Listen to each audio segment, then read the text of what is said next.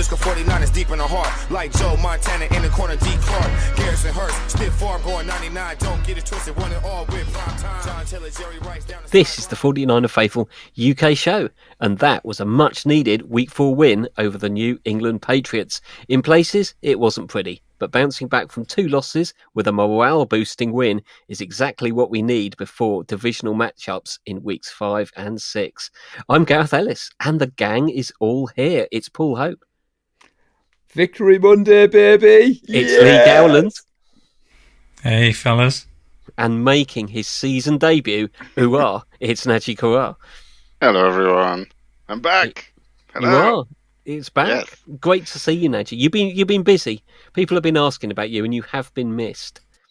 We still managed to get an hour's show out of without you here, so not that much missed. Today should be about 2 hours. Strap it, everyone. I'm totally fine. I just happened to move house and go on tour right about the same time. So juggling 2 jobs and moving house at the same time was very rough. I was just extremely busy. I basically spent about 5 days in this new house, and I've moved in 2 months ago. So that's where we are. You can see there's still cardboard boxes lying everywhere. I won't see that way. It's horrible. But yeah, no, I'm totally fine. I just didn't have the time at all to do anything but work. But thank you everyone for the concern. I appreciate it a lot. I've missed you guys. I've missed everyone on Discord, and I've missed the watch party. I missed everything. But I'm here. Onward we go. Forward we go. And ready to go. So let's check you in straight in at the deep end. 3 talking points from the game. Nadgy, over to you. Okay, so first one is Purdy good, right? He's very good. Oh my god, I love this guy. I miss watching him. Very good. Fred Warner might be better than Patrick Willis. I'm putting it out there. And I know with the recent news and everything, he's so good. Fred, all pro Fred. I'm start calling Hoff Fred soon. And then my third talking point is no more third and Jawan, more like JJ number 1. Right. Very good. Lee, let's go to you next. Okay, so my first talking point is related to my Play Watch, and it's the Punisher. Very nice. Second one is Everyone good. Oka Wanna Be Us. Okay. And third and Joanne. Well, not anymore. Not anymore. Not anymore. And Paul, what have you got for us? I mean, Nadgy's back and he's stealing my thunder. So I've prepared Nadgy. It's all right, buddy. So QB1 leads the way. There's been a lot of talk about Brock needing his Avengers. He's just a cog in the wheel and he can't throw the ball. But we saw all that wasn't true. So we needed to talk about that. Best in the world, number 54. It's like Nadgy Khirat reads my notes. All pro Fred Nadgy is what we used to call him. That needs to go in the bin. Defensive Player of the Year. And we're not just talking about the pick 6. And finally, because I thought you guys might have similar to me, special plays from special players. This team is littered with stars. And when you need your big players, a.k.a. the Avengers, to show up, they showed up on Sunday night. And there's certain players that I want to talk about.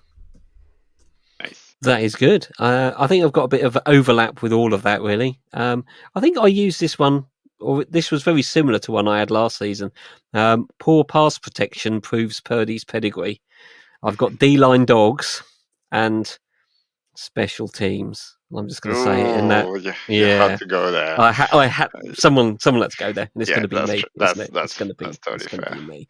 Let's say Purdy good. That was yours, Nadgy. Get warmed up. Kick us all off. Yeah. I couldn't watch any pre-season. I barely caught highlights of the first 3 weeks. And I just missed watching this guy play. He's just awesome. He's just so very good at everything that he does. And even under duress, running around, and I did see that play, especially under duress. Yeah, that play last week where he had the ball for 16 seconds or some stupid. You guys mentioned it on the pod. It's just a joy to watch, and it's a good reminder that I think we'll be fine, no matter who we're missing and no matter who's playing. As long as we got Brock and we let him do his thing, I think we'll end up being all right. It's going to take time to adjust and find out, the relationship to have JJ as a number one receiver, or not having CMC check down, and he clearly doesn't trust Mason quite as much as he does CMC yet. But I think that'll come, and as soon as all this clicks in, we'll be back to where we were, despite missing, or but CMC mainly at the moment. But it's just nice to be. I was at work yesterday, but I managed to watch the game. From work, and it's just joy to watch and joy to see him sling the ball and run around and pick up first down exactly when you need them. He's Brock. He's the rocket ship, and it's just nice to have him on our team. He's going to cost us a lot of money next year. He is. Paul, can you add anything? He was your QB1. He was. See, I went with Brock Purdy because I thought Nadgy's back. He's going to go for Jordan Mason. And the however, Nadgy, I mean, there's been a lot of talk in 49ers land about the quarterback position for the 49ers, us included on this show. Now, people may be listening and thinking, you guys are on record for showing the love for Brock. You touched upon it then, Nadgy. 14 of his 15 completions went for first downs. He had 4 completions for over 20 yards, and his scrambling ability was there. That's what Kyle Shanahan has wanted. When we've had this talk of a mobile quarterback, Kyle didn't want a Lamar Jackson. He wanted an athlete that could extend plays. Now, there was a knock on Brock coming out of college that he tried to be Superman in college. He's come to the NFL and he's been a game manager. And I think what's excited me, Gareth, is we're seeing that development in front of our eyes, that Brock's realising he can put this team on his back. The talk about him being a cog in the wheel, that's not true for me anymore now. Brock Purdy is him. He is the man that can go to the line of scrimmage, and Kyle trusts him to audible a play. We look at the George Kittle play. It was a 12-yard completion, but apparently Kittle said after the game, when they said that was the play call, Kittle was like, hang on a minute, that was for a play earlier on when we were 40 yards out. We're on the goal line here. And Brock was like, yep, that's a play call.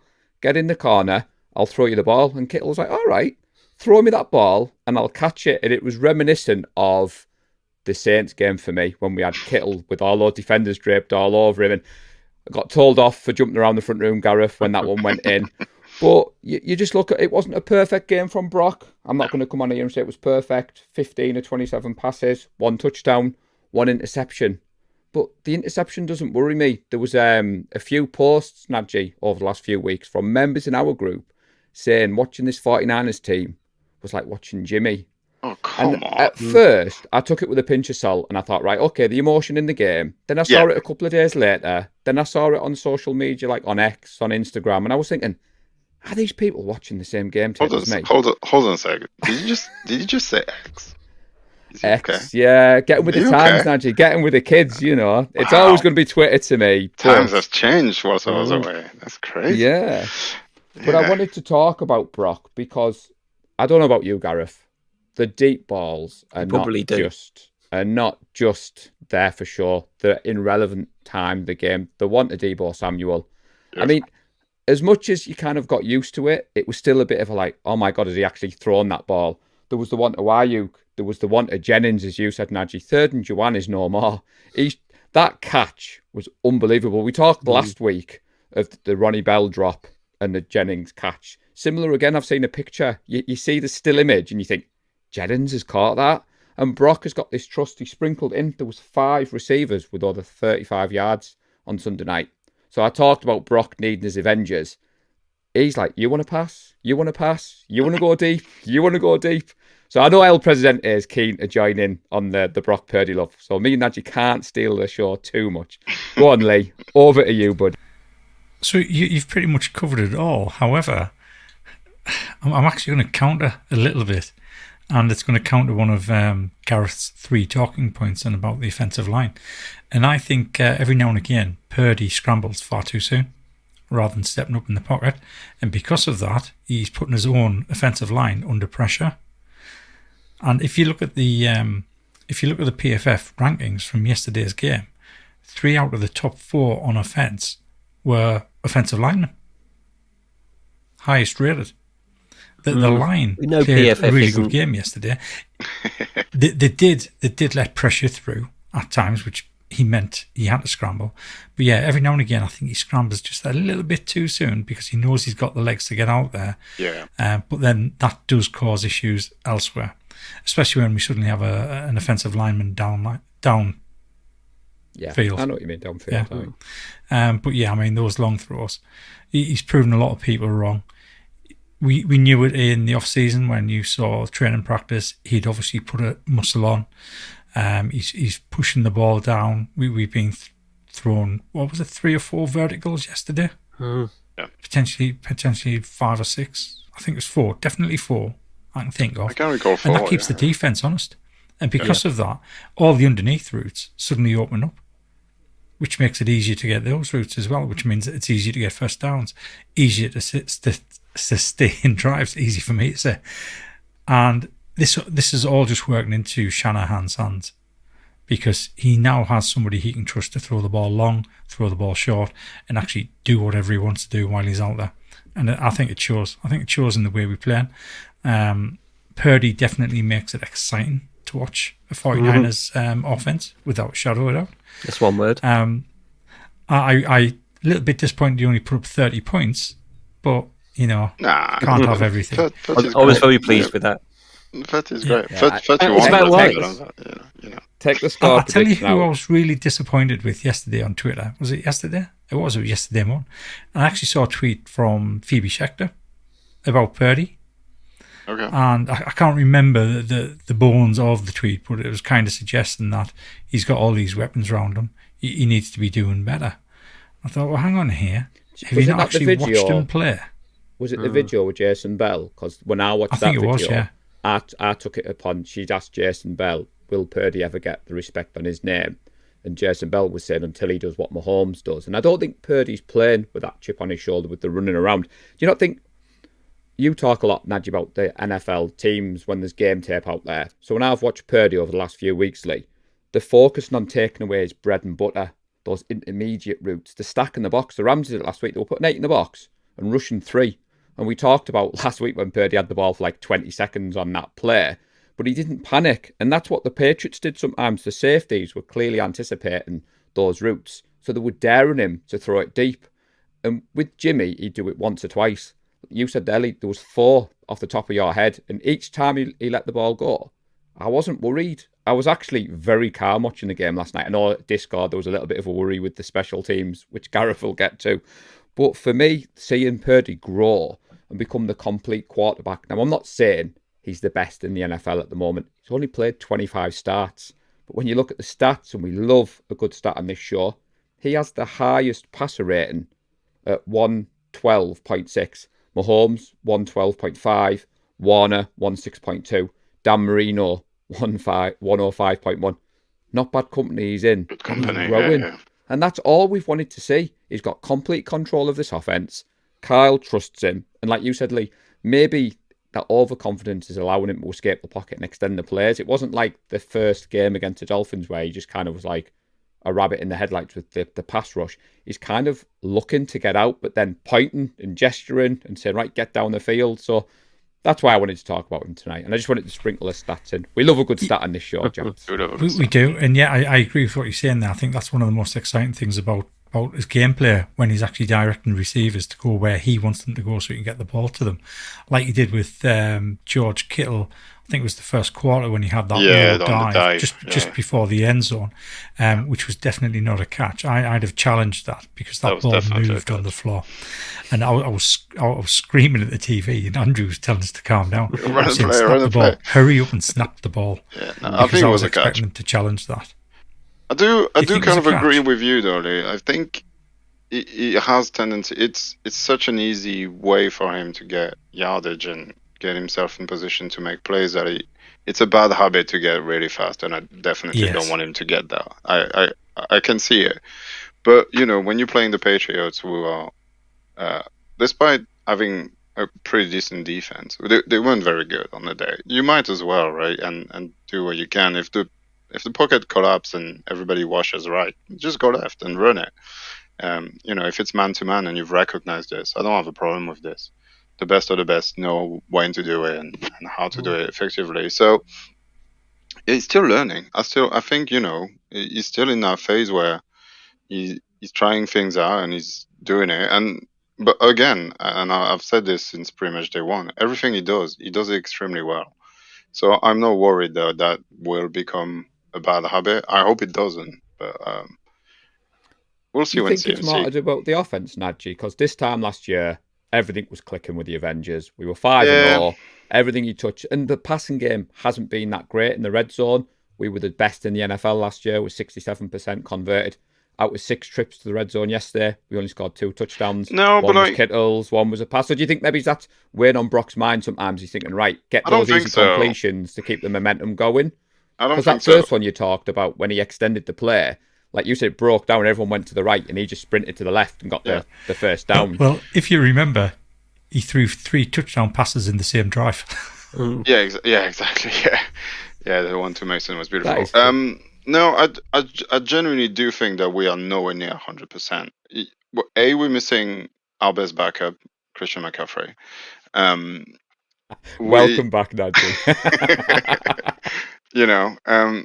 Debo is playing hurt, and I think that first hit that he took by Peppers must have hurt quite a lot. I don't think he was quite 100% after that, and he wasn't 100% entering into the game. Kittle is not 100%. I think the only guy that might be 100% in our offense is Juice and maybe Mason, even though I don't think Mason is anymore because he's got 4 games under his belt as his first year starting. His body must be screaming right now. And Ayuk, I don't think he's up to speed yet, and he's got that big contract shoulder thing that Warner went through, that Bossa went through, where when they signed for half a season, they weren't good because they were trying to do too much because of the amount of money, because of the expectation. I remember Fred saying that he had to get back to basics and forget that he was the man and he had to lead the defense and just do what you know. But it takes time to get back into the mindset of, oh, I'm just another player. Yes, I'm getting $30 million a year, but and so I do not think any of the offense is quite there yet, especially the O line.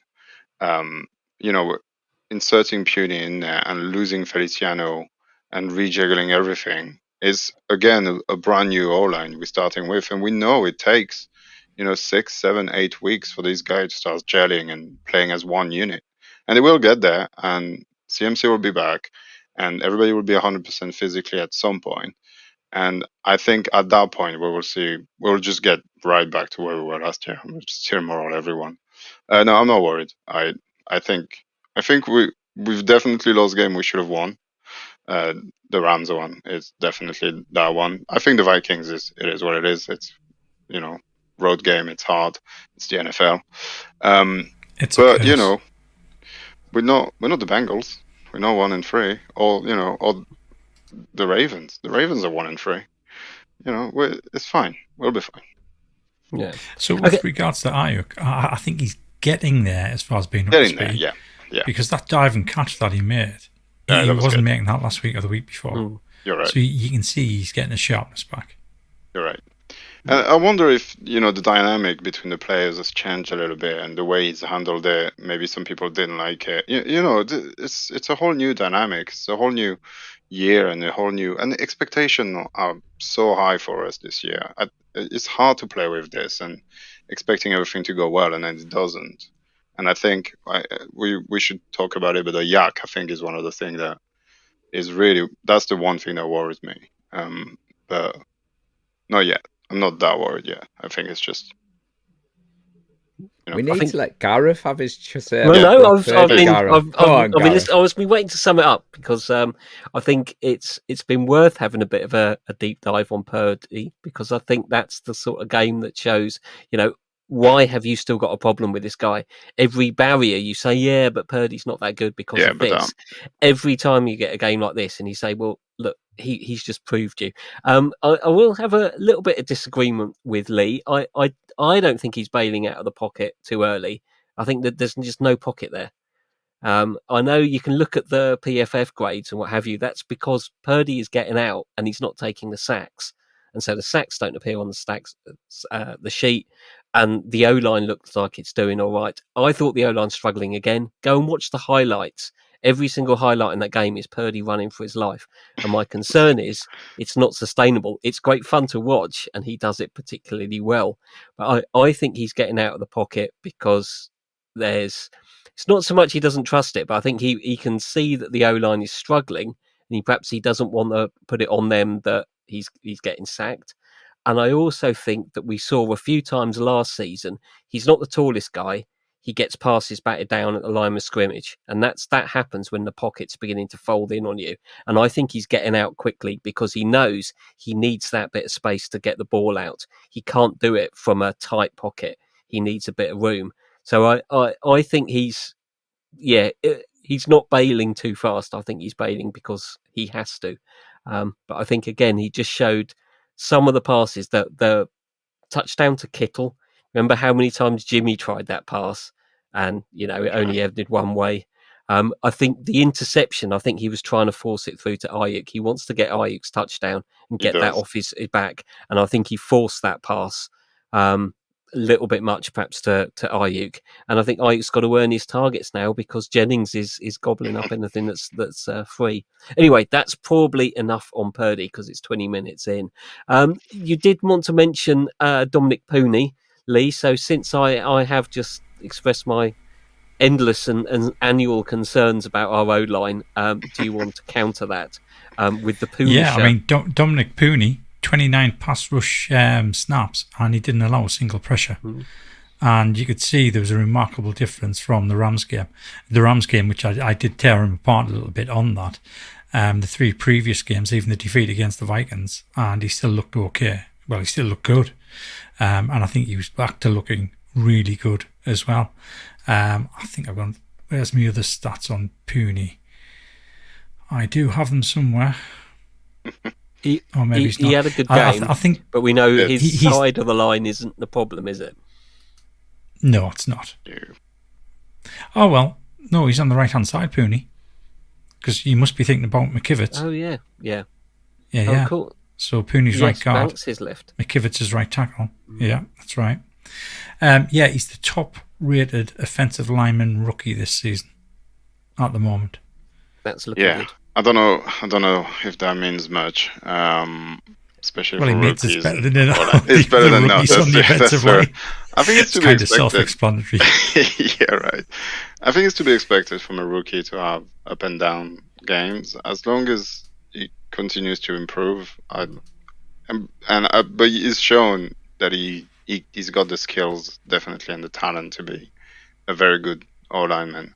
He just has to put it together and then build the consistency to keep that. It's hard playing guard in this league, especially on the right side. You have to deal with stunt from, elite pass rushers. It's not easy. And in a game where the D line isn't very good and not necessarily very scary, it's good to see that he can dominate already as a rookie. So that's pretty impressed. He just needs to, as I said earlier, I think that the entire O-line and not having Trent at training camp is hurting, making that unit, a one-man kind of, hive mind kind of brain O-line, because that's when they get to that point, that's when it works the best. I think it's still a little bit disjointed at the moment, and they're still finding their feet and figuring it all out. But yeah, Purdy is good. It's good. It's a good pick. So, kind of going to send us down a bit of a rabbit hole here, and this is probably something we're going to be talking about in the coming weeks.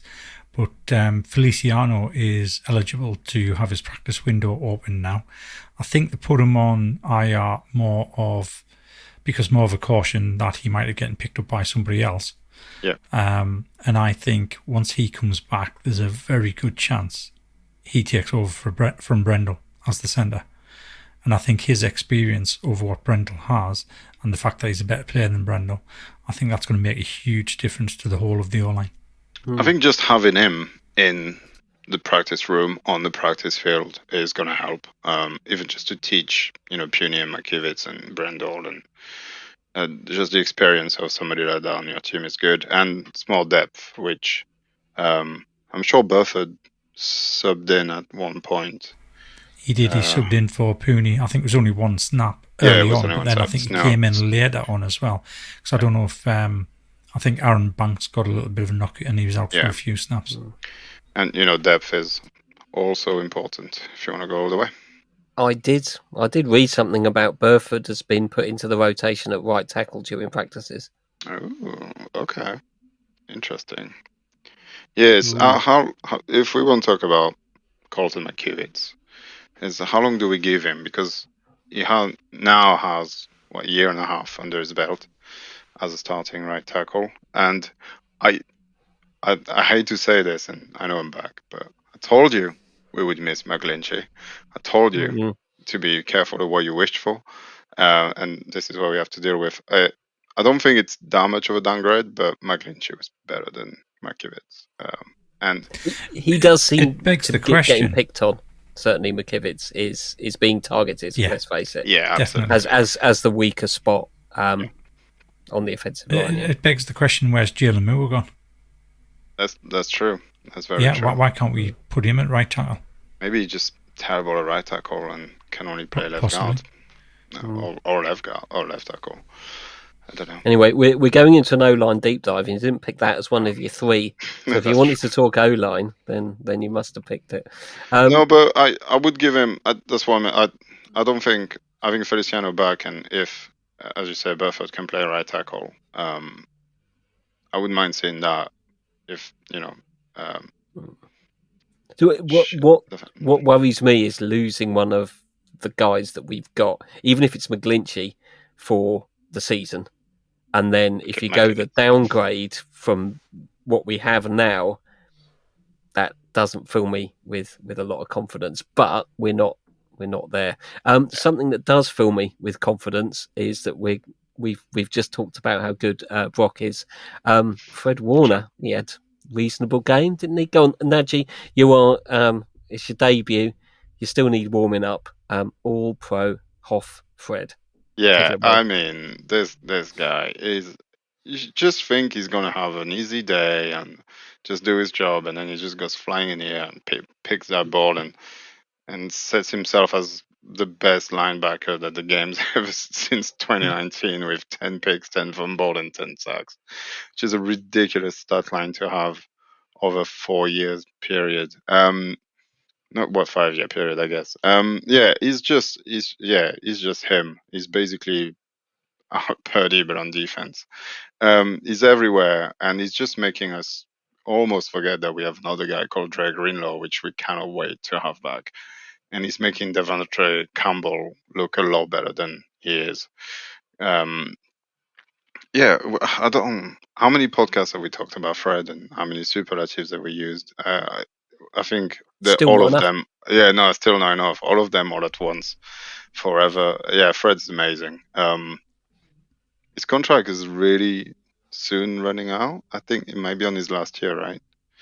So that needs to be done because he cannot be allowed to go anywhere else but play for us forever. Yeah. Again, it's one of those guys when you put the game on and you see him on the field and you just forget how amazing he is. And it's just so good to watch him play. And it's joy. And I'm sure if I wasn't a Niners fan, I would enjoy watching the Niners defense just purely to watch that kind of player and that caliber. It's just one of those guys that sticks in your mind, like, the all-time greats who you just put, he's playing, or just like Polamalu, you put that game on just to watch him play. Is that kind of guy. He's a difference maker, and I'm so glad we have him. He is the kind of guy. He's worth two players. Yeah, he seems to have the impact of two players on the field at once, just because he can do it all, and he's a leader as well. Yeah, he doesn't just play well; he just rallies everyone around him, elevates everyone. It's good to see. Linebackers seem to be a little bit out of favour. It's pass rushers and cornerbacks are the studs on defence. There's not many who've got a Fred Warner. Well, in fact, he is a one of one. There's only one who's got Fred Warner. Absolutely. Paul, Lee, have you got anything else to add, or was it just rabbit holing now? He's not human. Yeah, that's he's not human. A predator. Yeah. Different planet. How on earth does he elevate his game? week after week after week. Yeah. Where's the ceiling? I don't even think we've seen it yet. God. Honestly, I don't think we've seen it. He doesn't have one. That's yeah. There's no ceiling. Yeah. It's not Defensive a rabbit player of hole the year for me. Yeah, it's not a rabbit hole as such, Gareth, but we talk on this show a lot over the last few years of levels. Anyone who's played sport, and you sometimes come across these players. We nicknamed him All-Pro Fred. It just doesn't do him justice. And like you said, this year, not only has he put the defense on his back, he's put the team on his back. Now, what I wanted to say leading into the pick six, we can all see that flashy play. I love a Niners pick six. But our issues over the last few weeks have been on third down concerns. And again, that sinking feeling on Sunday night was the Patriots converted their first two. And you thought, all right, okay, third down defense is an issue. Now, their next third down opportunity, Fred Warner happened. Facing a 3rd and 5 on our own 35-yard line. The Patriots looked like they were going to extend, and that's where Warner took over. And we talk about special players making special plays at the right time. And you could see what Fred meant to the team. Everybody rushed to block, to get upfield. And Fred himself said 10 yards to go, he was gassed. And I think the Patriots helped because they pushed them over the line. And that just shows what he does. He's got 4 takeaways in 14 quarters of football this year. To put that into perspective, he has as many takeaways as the entire defense of 8 NFL teams. And there's at least another 8 who don't have that many forced fumbles. And we've joked, Nadgy, about bold predictions over the last few weeks. And we've just got to stop giving them for Fred. Because no point. Nothing is bold. There's nothing there. And it's that clutchness. I mean, the fact of when he left the field, we were 20-3 up and he didn't play the second half. Yet tonight we've come on this show and all of us have wanted to talk about Fred Warner. Yeah. Obviously, the injury was a bit of a concern, but seeing him out on the sideline, coaching the team, and everybody's shown that love. I'm not too concerned at the moment, but it is only Monday night. But yeah, we had to give Fred some love. And I'm just so glad, Gareth, that I've got a 54 jersey, because if I didn't have one, I would certainly be buying one. Absolutely. I know that much for sure. I think he's always been that leader. I mean, from his first season when he had the dot, he's always been that leader. But I think particularly now that Armstead has moved on, he knows he's got. There's no one else who could possibly take that role. He doesn't share it, I don't think, with anyone now. It's Fred's defense. He had 8 turnovers, 8 interceptions last year. In the whole season. He's got 5 already. 2 interceptions, 3 forced fumbles. And that's why this Defensive Player of the Year, we get accused of being biased on this show. But the NFL are looking at clutch plays. 2 of his takeaways have come in the red zone. The interception on the goal line against Minnesota. Yes, we lost that game, but that was one hell of a play. And then a pick 6 from Fred Warner. I must admit, chaps, I celebrated that one more than the others because it's just Fred Warner and it's a pick 6. You love a pick 6, Gareth Ellis. You know you were jumping around for that one. I do. I was willing him in. I thought, no, he's going to do the sensible thing and duck out about the 5. But, but no, he didn't. Yeah, which is nice to see because we've been struggling in the red zone. He's exactly like Purdy on the other side. You know, when the other team is driving and they're getting into the red zone and it's 1st and 10 on the 20 or something. There's still something at the back of my mind that says Fred's going to do something special very soon, and we're going to get the ball. They're not going to score, and we're going to get the ball back, and everything will be fine. That didn't used to happen when we didn't have him. Him and Bosa are both just game wreckers, and they would just change and spin the game on its end by one play, one genius greatness play when you least expect it. And he does it week after week after week after week. It's crazy. I don't know how he does it, but it's very impressive. And there was a really cool moment where him and Sorensen on the sideline were just having a chat toward the end of the game. And I think that's the other thing is he's trusted to do his job and to play the way he needs to play. There's no we can talk about last year defensive coordinator, but there is a trust and the relationship is really nice. You can tell there's people that respect each other and everything is in place for him to be at his best, and it's working wonders so far. Offensive coordinators and quarterbacks must absolutely loathe him. We know several quarterbacks have said that he is the best in the business, and I think a couple of times we've seen a good offensive coordinator can put a scheme in that nullifies what Bosa does. you go the other side, you double team him because you know what he's going to do. But Fred is always there. You can never get rid of him. Wherever the quarterback looks, Fred is there. Wherever the running back tries to find the gap, Fred is there. And you just, Anyway, Lee, you probably haven't said enough. You look like you got the painting. No. I mean, I'm happy listening at the moment. Do you want us to say something else about Fred? Because I think we've probably said enough about Fred. We have talked about him before. Juwan Jennings was also, Third and Juwan was also a popular talking point. Juwan the first. Juwan the first. Yeah, Third and Juwan is old news. Yeah. That's last year's Juwan Jennings. He's working himself into a contract at this point in the season, and because I haven't done bold predictions, I haven't done season predictions, and I'm gonna say if this carries on, we will trade Brandon Ayuk and give Juwan Jennings an extension, 100%. And I don't think many would complain. No, and I think everybody would be pretty happy right now if we did it. I do think he's kind of the beating heart of the offense. He's not afraid to get his hand dirty, but now he's making plays on top of that. He's not just the guy to rile up the opposition or to put his shoulder into a cornerback. He's also making incredible plays. I mean, last week was insane. You guys waxed lyrical about it. But even this week, a couple of catches are out of this world. And the one way, that's so hard to do. You go out and try and catch a ball like this. It's very, very hard, especially for speed.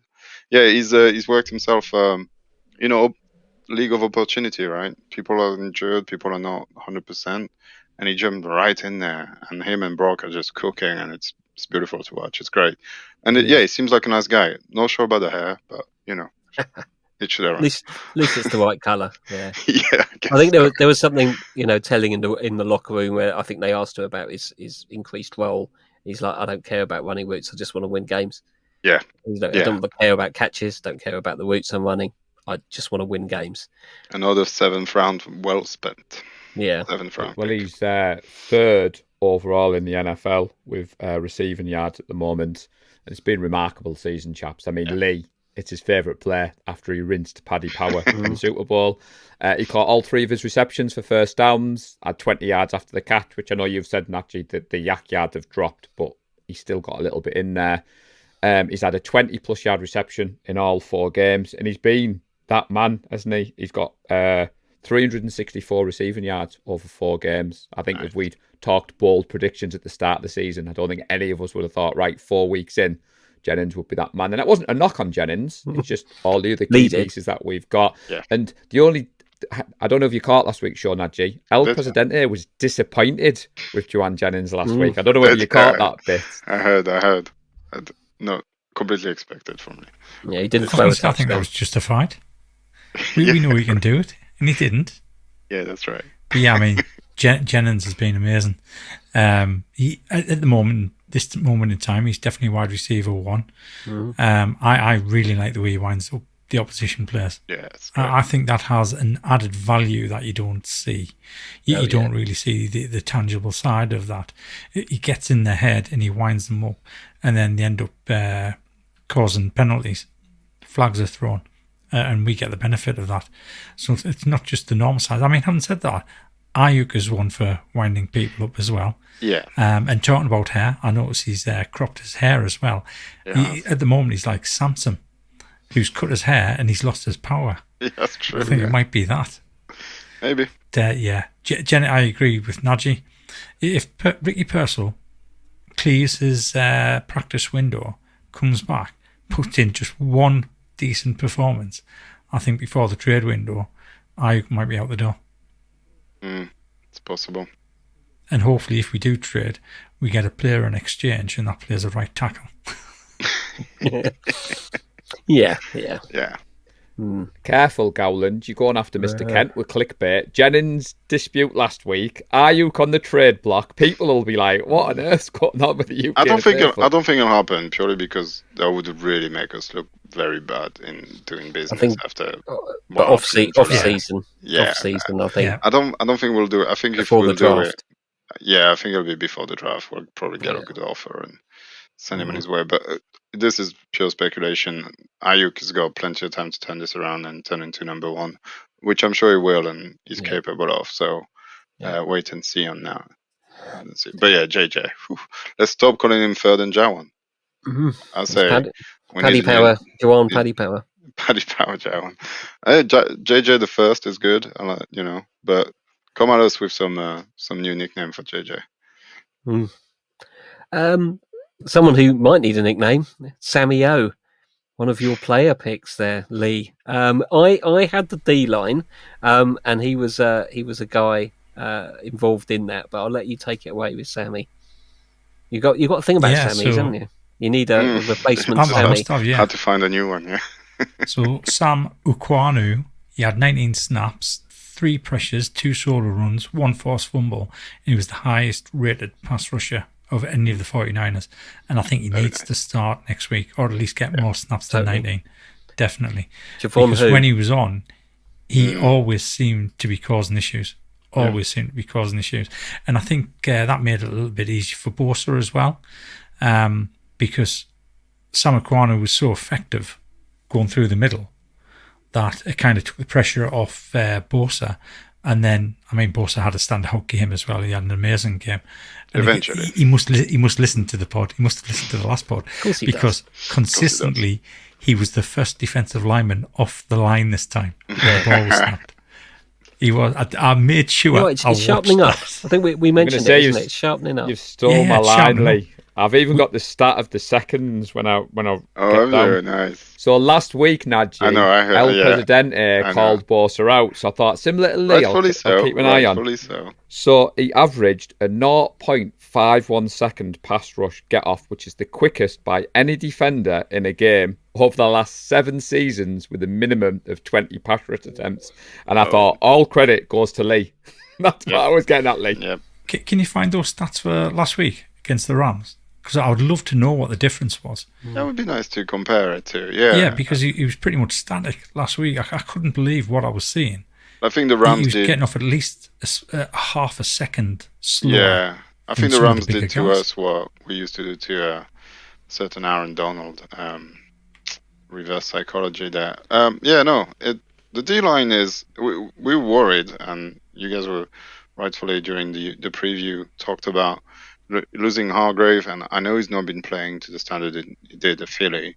Different system. It's probably not his fault that the production isn't quite the same. Armstead and Buckner never really had that many sacks. They did one season, but so there was a bit of a concern, especially in the middle of Malik Collins and Okwenu. So it was good to see, although, excuse me, it was the Patriots O-line, which is probably one of the worst in the league. Yeah. So it's a good starting point. They did what you're supposed to do against bad O-lines. That's exactly right. We dominated a bad O-line. Let's see if we can replicate this next week, because we're going to need to. Kevin Givens had a pretty decent game. So I'm glad you mentioned Kevin Givens, because just after you mentioned the Patriots being the worst O-line, I was just about to say they were that bad. Kevin Givens got 2.5 sacks.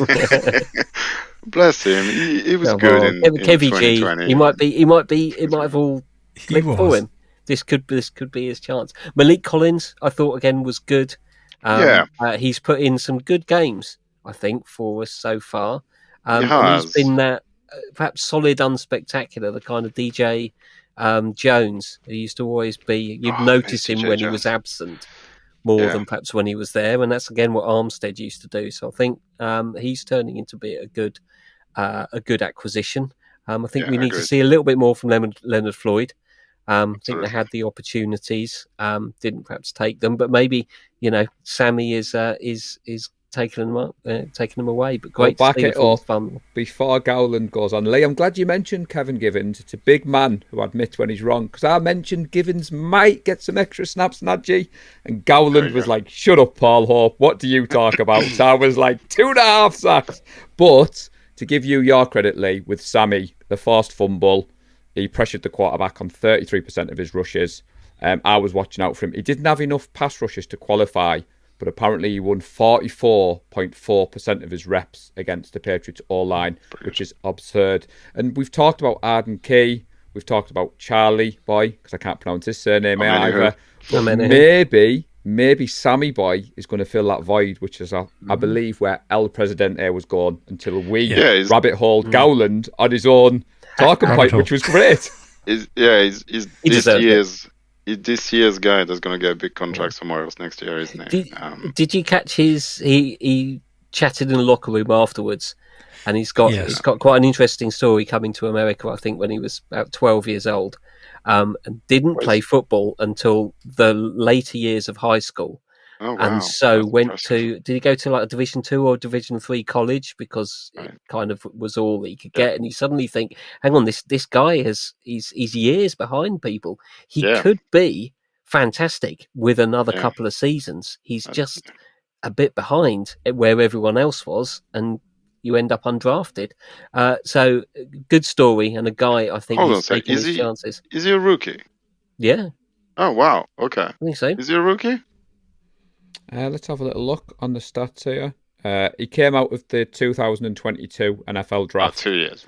He measured 10th percentile in height, 11th percentile in wingspan, but they said the athletic traits were there. He was 81st on the 40-yard dash. But like you said, Gareth, what was interesting, Tracy hates me for this, but after the game, she's like, are you coming to bed now? I was like, got to listen to the players and Kyle Shanahan and all the YouTube stuff.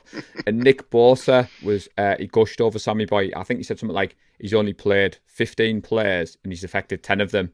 And he said we've been seeing that in the building. And like you said, behind the scenes, that togetherness, which we're well known for or well documented, has started to come back, especially with Sorensen. You got to give Sorensen some flowers. Yeah. We were harsh on him last week. And it was only the Patriots. Still learning too, that, absolutely. But, there was also another moment where Sammy, Bossa, and I can't remember, maybe Givens were on the sideline and they were having a chat. Clearly, they get along. It seems to be a good group. It's really important to play together well, that you enjoy each other's company and have fun on the sideline. Since we lost the Miko Ryans, the sideline fun and the jumping up and down and the big smiles kind of been hit and miss. And I think this year's creeping back up slowly. It's really nice to see that we can have this tight group that people play for each other and complement each other. And, it's not about me, because I get $65 million a year, which is nice. We should talk about Bosa quickly, though. This called MVP, I think rightfully so. He did disrupt the game quite a lot in the second half. So I don't think it's enough from him. But he does that. That's the player he is. He just kind of, he's not there and you forget about it. And it's, Fred Warner is very good. And then all of a sudden, strip sack fumble. Recovery on one play. That's a lot of stats on one play. It's choosing those moments to be impactful, isn't it? It's like kind of keeping your powder dry.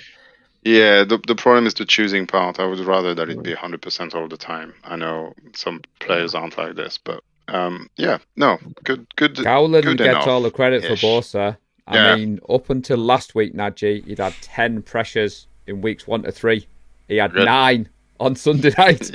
Like we said, they get off. But you're right. We're harsh on Bosa because we all remember his Defensive Player of the Year and he got paid and the standards he's got there. But as you've said, Gareth likes to talk about the defensive line. It was good to see all of them. There was sacks littered around. Yeah, it's good. Were playing well. Yes, it was against a beat-up team, but Bosa it's a confidence builder. And the sack, the forced fumble, the recovery. And it was great to see him spike it in the end zone. We all love a bit of fun. It just shows that it does mean something to them. And it was great to see him kind of do the celebration. And I don't know if you noticed, Jennings did the Bosa celebration as well. So there's maybe something going on in there. I liked it. Right, time's getting on, lads, and I do apologise for this. Special teams. Once again, something we have to mention. And once again, like the O-line, it seems to be something we mention year after year after year. I mean, how concerned are you? We had a nice couple of years, I think, with Ray McLeod, where I'd got over the fact that I didn't have heart in the mouth at pretty much any time we had to catch a ball from a kick. But now, it's one of those things you just don't want to talk about. Like special team, if you talk about it, either it's amazing and you score a touchdown, or it's really bad. You kind of want to be somewhere in the middle, right? I'm like you, Lee. I'm pretty concerned about this. Miss Ray Ray, I know it wasn't amazing. It's not Devin Hester, but he was reliable. He was reliable, and that is one of the greatest qualities to have on special team. Yeah, you just can't fumble the ball like this. Rookie mistake, yes, but in a game, later down the line, it's something that just kills you and sends you home. Especially when it's your own player, your own teammate's backside that fumbles the ball. Yeah, it's just you embarrassing. Just can't do it. No, just can't do it. Yeah, it's a concern. I think the biggest concern isn't so much that it happens, because it does happen. It's a game, it's football. Those kind of thing happens. The problem is that there's not been any improvement in the past 4 or 5 years at all, and I cannot remember the last time we scored a punt return or a kick return.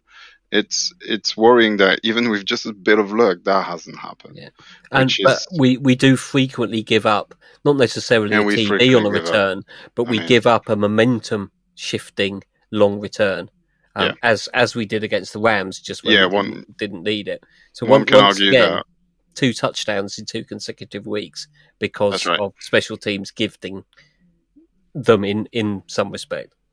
Yeah, well, you can argue Ronnie Bell and Moody missing a kick last week and all that kind of things, but just don't let them return that kickoff, and it's all fine, right? We still win the game easily, and that's not hard to do. It's just assignment and heads on shoulder and just do your job.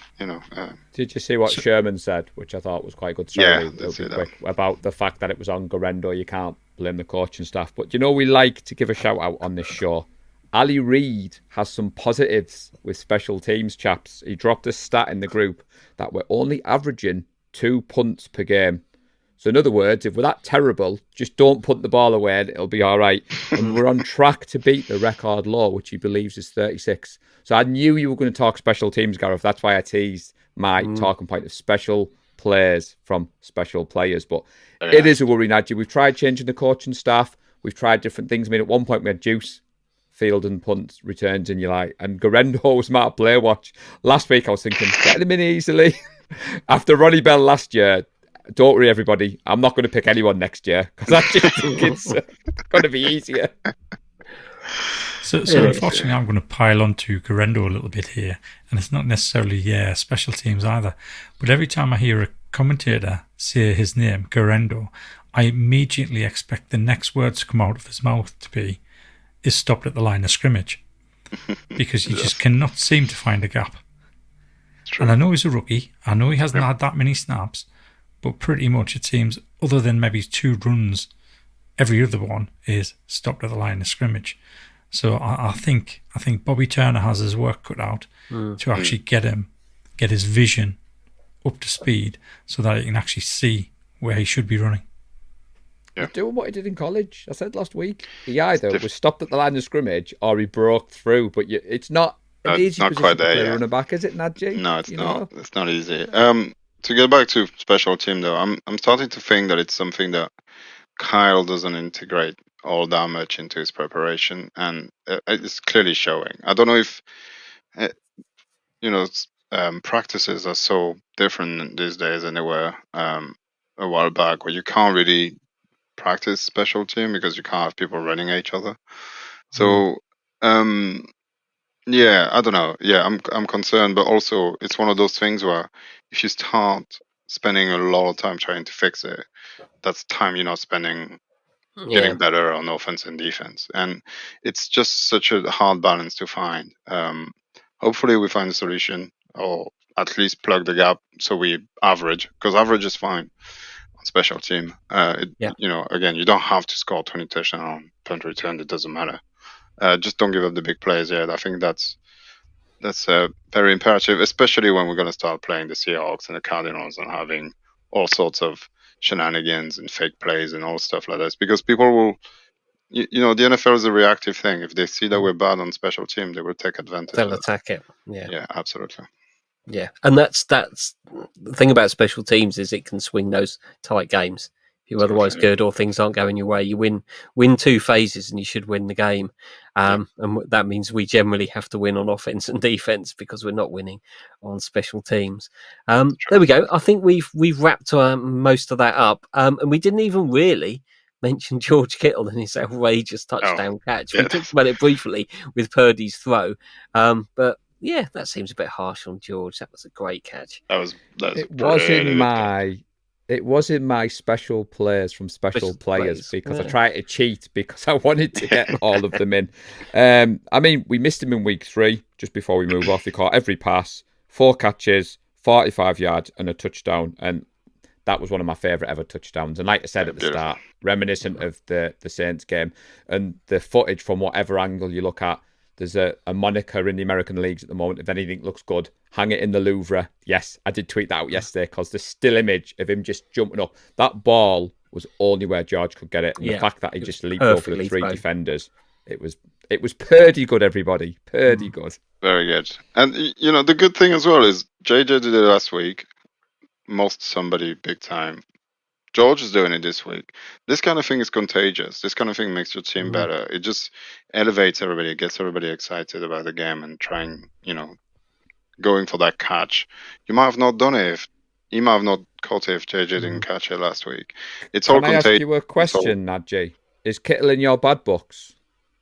No, because I think of the Jordan Mason. He caught the ball and he was running. That was. I didn't think it was a hold. That hold was. But people were arguing with me. Yes, and I hate getting on the refs. But dude, don't throw your flag in my running back's face, please. Just throw it on the floor. What was that about? Anyway, that was not a hold. Absolutely not. We got the refs went very good on Sunday. We're glad we didn't need them to win the game, but it felt like they felt a bit sorry for the Patriots. Yeah. No, I'm not. George has been injured, as he always is. His blocking has not been quite as good. But it was on Sunday. That catch, insane. Probably might be the best. JJ's catch last week was pretty good too. It was. That's going to be it's going to be a tough one to decide in February. Best player of the year. Before you do the score prediction, I think we're down on the over/under of Nadgy gushing over Jordan Mason because we've had to steady the ship for you, Nadgy. We've been selling those tickets. We've been getting the hype train going. It's just weird that it's getting. It feels bad saying. I told you so, but we've been screaming to have this guy. Yeah. No, but we've been saying it since the Seattle game when he closed that game up with a big run and slid on a wide yard line. Since that game, we've been saying it. Just give this guy a chance, and he will show you that he can run, and he's gonna run hard, and he's gonna destroy teams, so CMC can have an easier day. And he's proven it again. Again, it's the Patriots. They're not the best team in the league. But 123 yards on 5 yards per carry is ridiculous. It's the silver lining to CMC being out because if he was there, I do wonder if Mason would have about 3 carries by this time. Yeah, and hopefully it opens Carroll's eyes in the fact that he can attack defenses slightly differently and give the ball to both of them and keep people honest and off. A couple of problems with the handoff during the game, but again, it'll. They haven't played together for a long time. It happens. Yeah. Anyway, I wish they could work on that check down though, because so many times he's wide open and it's an easy 4, 5, 6 yards, and if he makes one guy miss, he's gone. And he can. Brock doesn't. He can, and Brock doesn't either see it or trust it just yet. But they'll get there. Before you finish off on the run game though, Gareth, the Patriots, as poor as they are. They're actually not bad as a rush defense. We said that on the preview show. They allowed just 83 yards per game on the ground coming into this one, Nadgy. As you said, I'm trying to hype your boy Mason up. So, they played the Seahawks, who were a terrible team. More on that. They're terrible. Yes, Nadgy, that's it. Don't hold back. So now that we've discussed the small matter of the game, onto the important business, the score predictions table. How could this possibly be shaping out after week 4? Well, so first of all, someone will talk us through it from the bottom upwards. Let me hype up a few people from Discord because so that column here you can see if you're watching us on Facebook, like, subscribe. The podcast faithful here is the median of all the people on Discord that have put their prediction. Not the average, but the median. People on math can explain this. I can't remember exactly the difference. This is a fairer system. But I know Anthony Folger is currently leading with 26 points, I believe. And we had a perfect score this week. I Mm. cannot remember who it is. I think George. It might have been George. I can't I would find say it. Gary. Gary. Gary. Was it Gary? Gary Lunt. Oh, that's right, Gary Gary Lunt. Lunt. So congrats, Credit Gary. where credit's due, Gary. Well done. It's Yeah. not Well done. easy to do, That's buddy. very hard to do. Well done. Bang on. 30-13. Although I think it was a pretty good week for everyone. It's a lot easier when it goes the way you think Not it's gonna everyone. go. Yeah, well, almost everyone. I love Giddy Gareth. Giddy Gareth's great. So anyway, Well, so we've got I'll take podcast- consolation that I've only had 1 week where I didn't score 0 points, as opposed to 2 weeks. That's very true. That's very true. So yeah, the podcast faithful here, which is currently leading the table, And should do, I think. and should do, yeah. mathematically. You get the hive mind should more be better than guesses us. at getting the accurate. And what did you say, Result. Gareth? They do their scores after they've listened They to do the scores Yeah, after, true. and they've got So way that- more time yeah. too. Which this is all excuses to make us feel better. Don't worry, guys. You guys are doing an amazing job. We've got the playbook out. Yeah, we have to think of something. But we do this on Thursday. You guys do this maybe even Sunday morning when you know all the inactives and everything. We don't. Anyway, you're leading 24 points. That's pretty impressive. That's pretty good. Out of 4 weeks, obviously. It's an absolute fluke. Yeah, if the 60 points could be the max, so it's still not great, technically, I guess. But then Gareth, very impressive so far, I must say. 7, 2, 2, and 12 points on the I know. last week. I Nailing hated the watching Niners. that field goal fly over because I was, Yeah, you know, right. watching the score as the score go. You think, hang on, my score can work out here. You know, Yeah, you that's- don't get to that's the that point where you crushing think, thing. it can't mathematically count That's up. the crushing thing I had to go Yeah. through. I'm like, I need 2 safeties from now to be bang on here. It's not going to happen. Yeah, so 30-10, 12 points. I also got 12 points with 31-13, so nailed the Patriots score. Very happy that they couldn't score another touchdown, and they did nail indeed that field goal at the end. Paul, 9 points.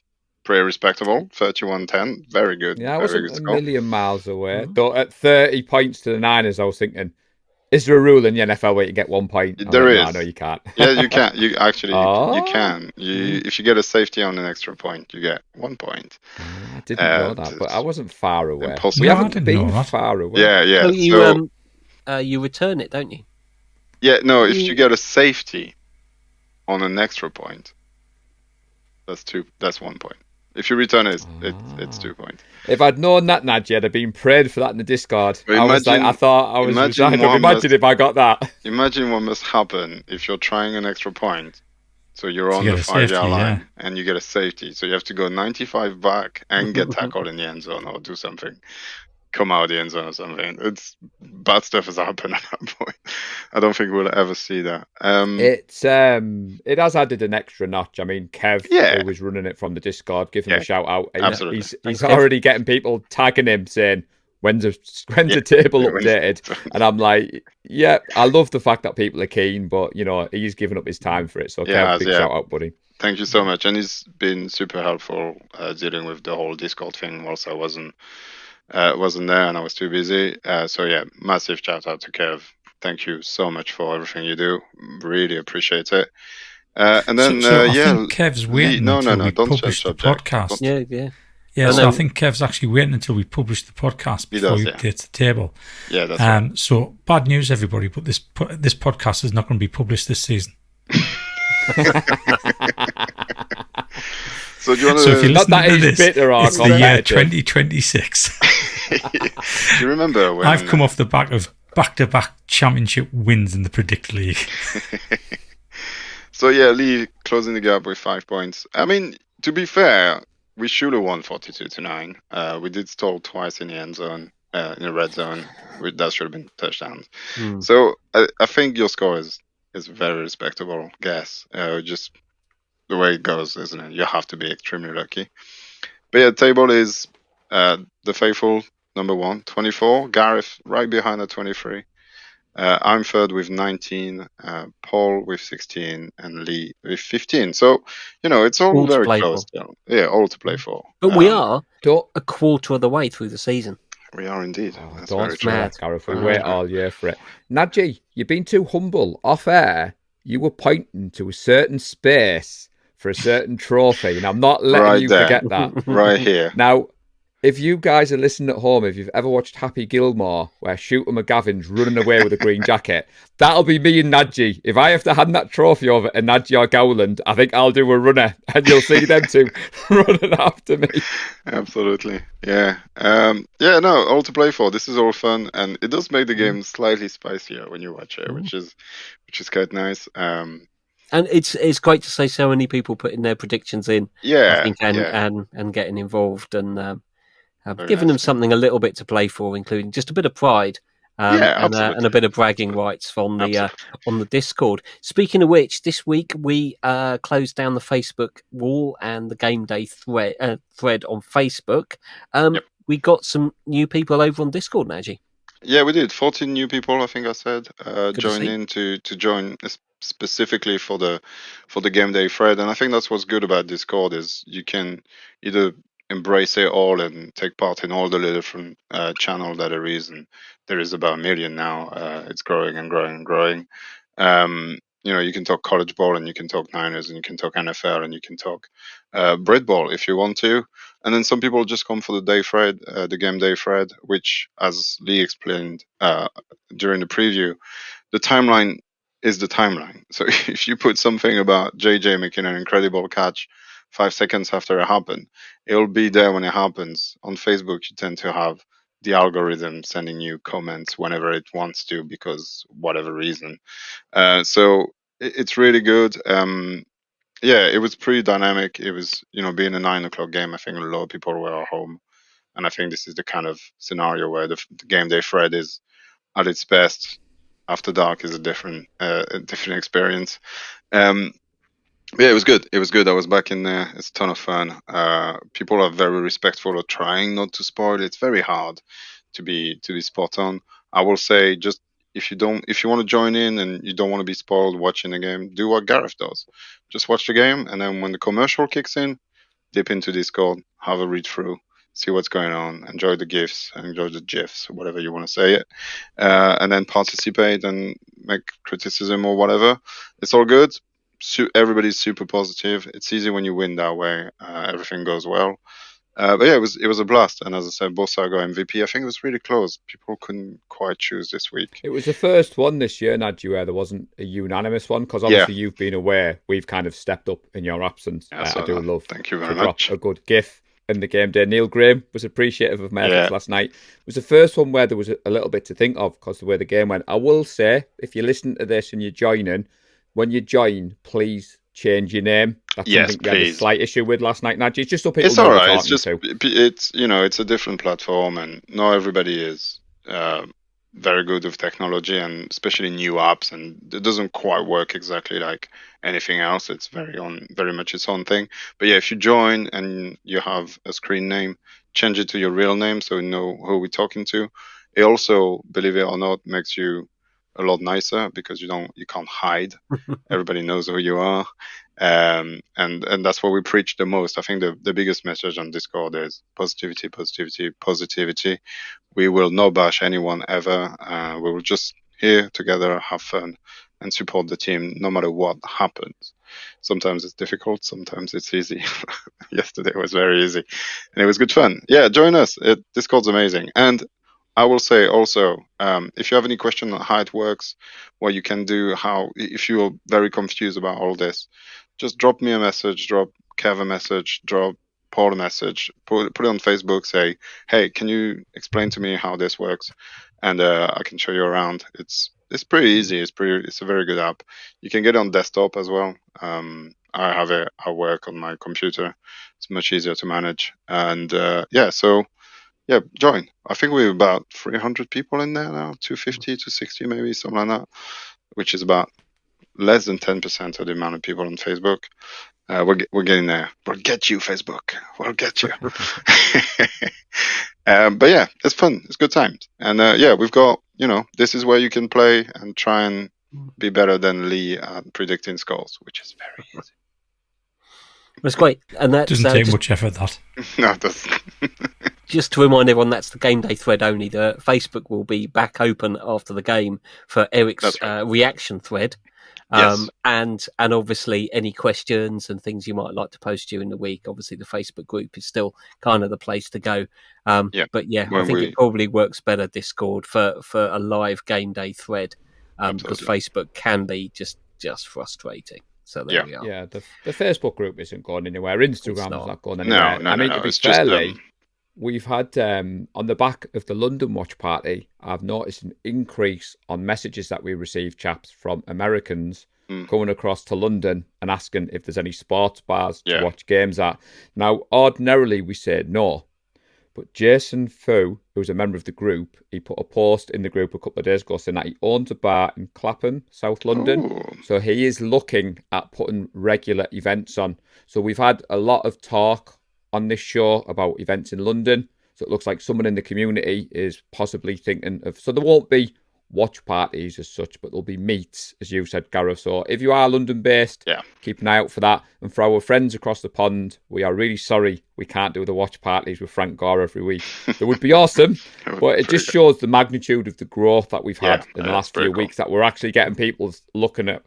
And one American chap who was chatting to me and Lee on Instagram yesterday said it's even more impressive the following the group has, that you get one watch party a year effectively, and the rest of the time you're at home watching the games and engaged on social media. So I just wanted to mention that before we finished off. Well, I think that's a good thing, and it's a great resource for anyone visiting the UK. Feel free to put it on. We can't always promise that the games, particularly if it's not the Sky game, might find it difficult to watch it in a pub. But wherever you are in the UK, you're not going to be far from one of the Niner faithful. So there's always a chance you might be able to meet up with another Niner fan from somewhere and enjoy the game together. We'll do our best, so keep posting those. We're always happy to help where we can. Is there any other messages, lads? We've now we're back up to the full four. Yes. We're over an hour. I've got one more because, as I said, I've been kind of outside lurking in. I've been there. I've been keeping an eye on the group and everything, and I've recently seen a few feedback that we had from people that recently joined our group, and said that they really enjoy the positivity in our group and the way we deal with this community. And I think I want to say thank you to all three of you and all of the people that take part of this group, because it is. I think we have worked so hard for so long to try and stamp negativity and people literally just criticizing the team after anything happens. And it's been really hard, and we've had to make some very harsh decisions over the years to try and build this environment. And seeing it and people finally realizing what this group is about and the way it works, and people saying this is the best Niner group in the world because it's nice here. People are nice, and we talk about the team and nothing else, and nobody is shouting at each other about whatever else. It's I'm quite proud of it. Lee, Paul, you guys should be even prouder because you've started it and you've built it. I'm just thankful to be part of this team. I'm so glad to be back. This is so much fun, and thank you. Have you back, Purdy. Oh, thank you. But yeah, keep sending those feedback again, because it does make everything that we do and all the work we put behind the scene worthwhile, because that's what we want. We want you to have a good Niners experience, and hopefully we can do that. And yeah, if you want to go and vent and have an argument, there's I can point you to a dozen Facebook groups, exactly, Facebook and groups where you can sack everybody, fire everybody. Yeah, if that makes you feel better. We have one of those we're on just Discord. Providing a niche. So, the angry room. We have an angry room on Discord. You can go in there and you can say whatever you want. You can swear. You can say whatever you want. 5 seconds later, it'll be deleted. But at least you vented and it's out of your system. So yeah, that's Appreciate the kind words, Nadgy. Teamwork makes the dream work. Takes a village to keep this community running, and like you said, there's a lot of people behind the scenes. The admin team. Discord was your baby, so I'll be honest, I kind of stayed away from it at first, and then obviously when you said you were busy, last few weeks it's been my go-to for the game day thread. I was worried El Presidente wasn't in there last night, but he snuck in with the odd couple of comments. So he was there. So I'm generally in there full game, but I don't bother commenting until the end of a quarter, or if there's a TV timeout, because I'm busy watching the game, to be honest. Right. If I commented, I'd have nothing to say on the pod. So keep my powder dry. Anyway, I think we should wrap this up. Yeah, let's we do are well over the hour mark. We right. don't have any other PSAs. I don't think so. So I will say thank you, gents, and thank you to everyone that listens and watches the show. Like, subscribe, and all this other sort of stuff. We will be back soon. Looking ahead to a matchup with the Cardinals, I think is next. So we're back to winning ways and back to a full squad on the pod. What a difference a week makes. Enjoy your week and go Niners. Go Niners. Go Niners. Bang, bang, Niner gang. We love the San Francisco 49ers deep in the heart. Like Joe Montana in the corner, D. Clark. Gareth and Hurst, stiff farm going 99. Don't get it twisted, one and all with prime time. John Taylor, Jerry Rice down.